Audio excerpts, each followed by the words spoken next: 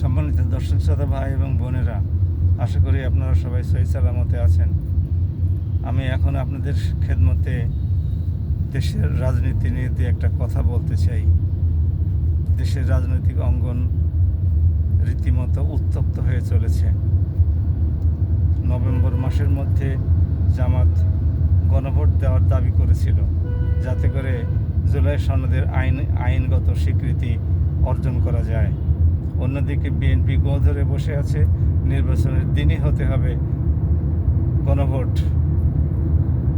বিএনপির পক্ষের যুক্তিগুলো খুব খোঁড়া আর জামাতের পক্ষের যুক্তিগুলো স্ট্রং।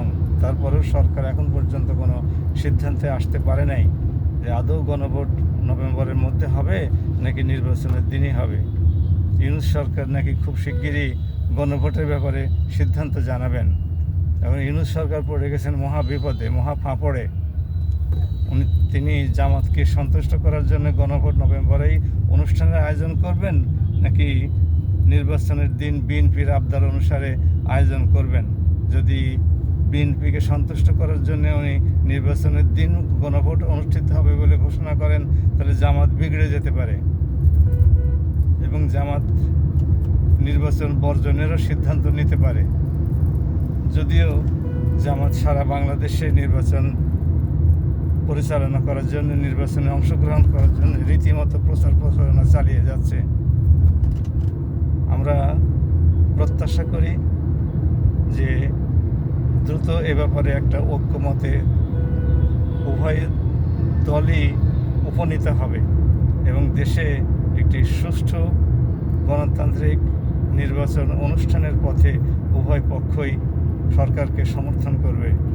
সরকার এখন পর্যন্ত বলে যাচ্ছেন যে আমরা ফেব্রুয়ারি 2026 নির্বাচন যে কোনো মূল্যে অনুষ্ঠান করব।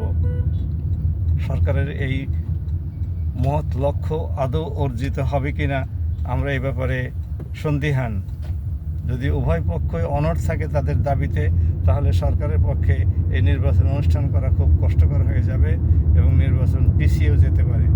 অথবা এমন অবস্থার সৃষ্টি হতে পারে দেশে, যাতে করে নির্বাচন অনির্দিষ্টকালের জন্য পিছিয়ে যাবে এবং কোনো সরকারই আর আগামীতে অদূর ভবিষ্যতে, কোনো দলই আর আগামীতে অদূর ভবিষ্যতে নির্বাচন অনুষ্ঠানের জন্য দাবি দেওয়া পেশ করতে সক্ষম হবে বলে আমাদের কাছে মনে হয় না। আমাদের স্মরণ রাখা দরকার, এর আগের ভিডিওতে আমি বলেছিলাম যে এবার যদি তৃতীয় কোনো পক্ষ ক্ষমতা গ্রহণ করে, তাহলে অবস্থা হবে অতীতের যে কোনো সময়ের চেয়ে অত্যন্ত ভয়াবহ। এবং রাজনৈতিক দলগুলো এখন যেভাবে সারা দেশ চষে বেড়াচ্ছে, এই সুযোগ তাদের রহিত হয়ে যেতে পারে। কাজেই আমরা দলগুলোকে সাবধান করতে চাই যে আপনারা এমন কোনো অবস্থার সৃষ্টি করবেন না যাতে করে দেশের নির্বাচনের পরিবেশ বিঘ্নিত হয়। গোটা দেশবাসী সচেতন হন, না হলে আলটিমেটলি যারা রাজনীতি করেন, যারা গোঁ ধরে আছেন, তাদের কোনো অসুবিধা হবে না। তারা তো রাজকীয় জীবনযাপন করেনি, অতীতেও রাজকীয় জীবনযাপন করেছেন। সমস্যা হবে আমাদের মতো সাধারণ খেটে খাওয়া মানুষের এবং দেশের দরিদ্র জনসাধারণের।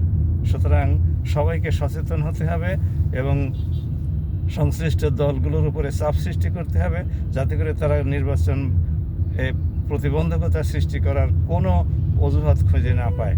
সবাই ভালো থাকুন আর আমার এই চ্যানেলটি সাবস্ক্রাইব করুন, ডক্টর আতাউরস অ্যানালিসিস।